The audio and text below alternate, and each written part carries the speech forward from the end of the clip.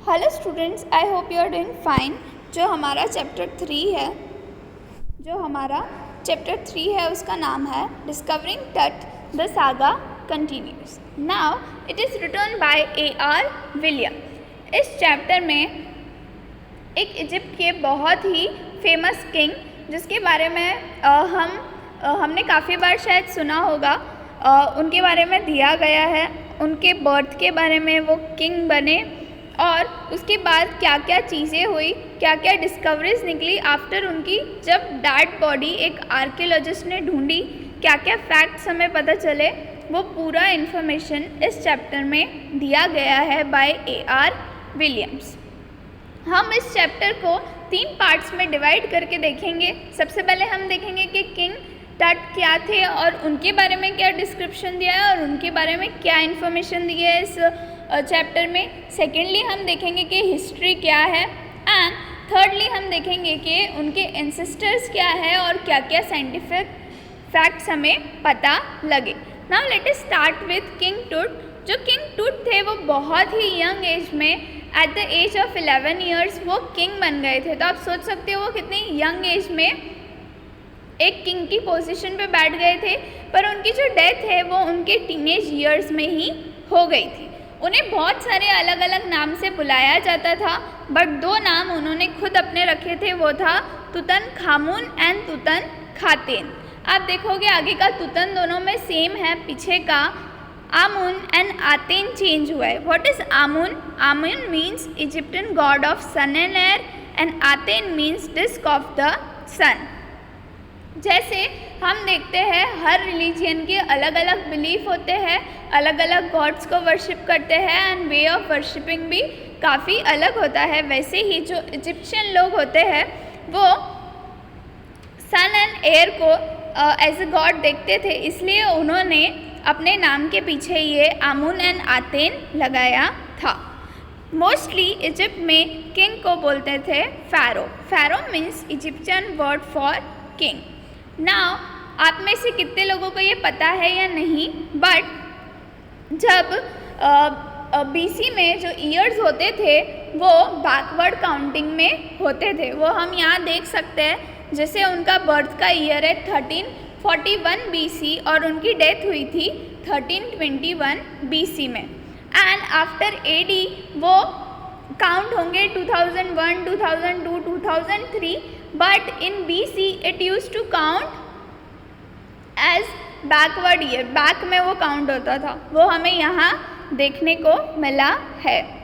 अभी क्या होता है, जब ये जो इजिप्ट के लोग होते हैं ये बिलीव करते हैं लाइफ आफ्टर डेथ। वो बिलीव करते हैं कि मरना एंडिंग नहीं है इंसान का, मरने के बाद भी एक लाइफ होती है। इसलिए जब भी उनका कोई किंग या कोई फेमस वॉरियर या कोई इम्पॉर्टेंट पर्सन की डेथ हो जाती थी तो वो क्या करते थे, उसे मम्मीफाई कर देते थे। आप सबने मम्मी मूवी देखी होगी और आप लोगों को पता होगा, आप रिलेट कर रहे होंगे कि मैं क्या बोल रही हूँ। वो लोग क्या करते थे, कई अच्छे केमिकल, अच्छे स्मेल वाले ऑयल्स लगा के उसको एक कॉफिन में डाल के, एक बॉक्स में डाल के बंद कर देते थे और बहुत सारे expensive gifts, golds, jewelries, diamonds, बहुत ही अच्छी अच्छी एक्सपेंसिव चीज़ें भी उस डेड बॉडी के साथ क्या करते थे, वहाँ वो जो डूम बनाते थे उसके अंदर वो लोग स्टोर करके, प्रिजर्व करके रखते थे। और हर कॉफिन और जैसे जब किंग टूट का कॉफिन मिलता है तब क्या लिखा, उसके कॉफिन पे लिखा हुआ होता है कि जो भी किंग को डिस्टर्ब करेगा सोने से उसको क्या मिलेगा, कर्स मिलेगा और उसकी डेथ क्या हो जाएगी, जल्दी हो जाएगी और एक अनएक्सपेक्टेड वे में होगी। तो ये सारे जो थे वो एक बिलीफ थे इजिप्शियन लोगों के, जो वो ये फॉलो करते थे। अब हम आगे देखते हैं हिस्ट्री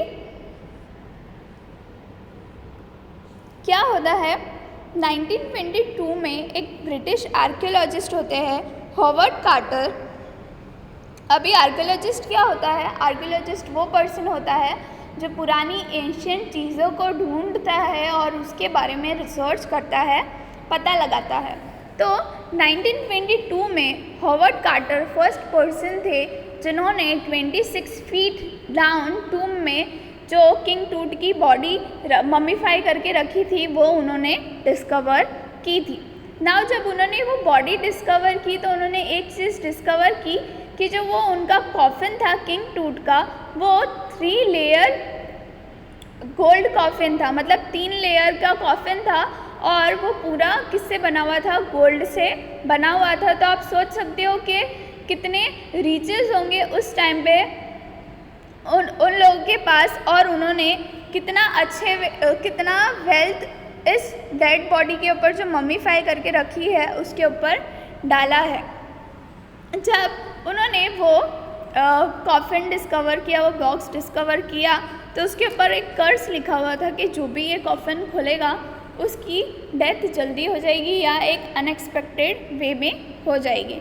वो ये भी डिस्कवर करते हैं कि जो उनकी बॉडी थी वो resins is a sticky liquid जो कई ट्रीज़ में से हमें मिल जाता है। वो रेजिन्स लगा के उनके ऊपर जो थी वो उनकी बॉडी को व्रैप किया गया था। तो जो उनकी बॉडी और जो वुडन बॉक्स था वो दोनों क्या हो गए थे? स्टिक हो गए थे, और उनकी बॉडी को उस कॉफिन में से निकालना बहुत ही मुश्किल का काम हो गया था।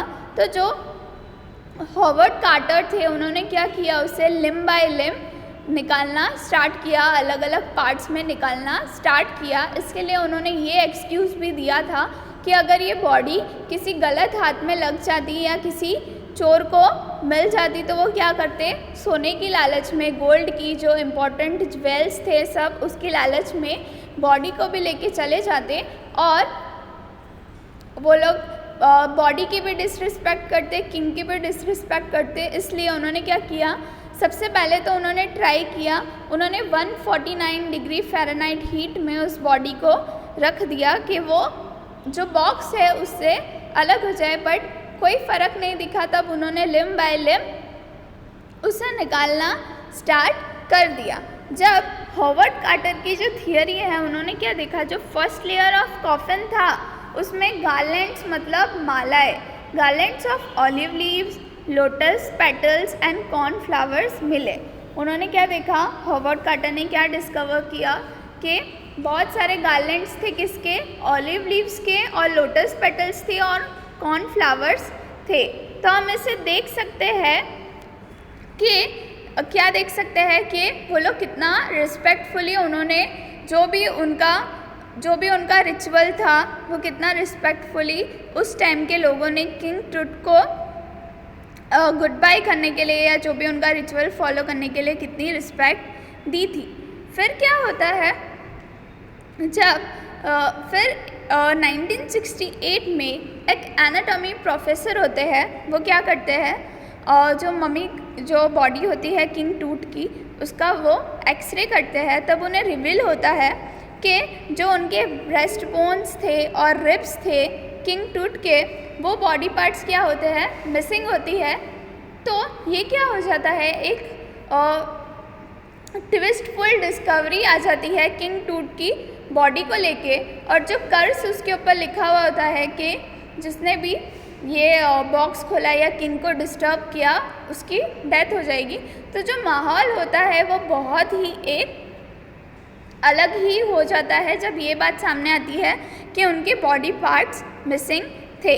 फिर क्या होता है? 5 जनवरी 2005 में उनका सिटी स्कैन होता है।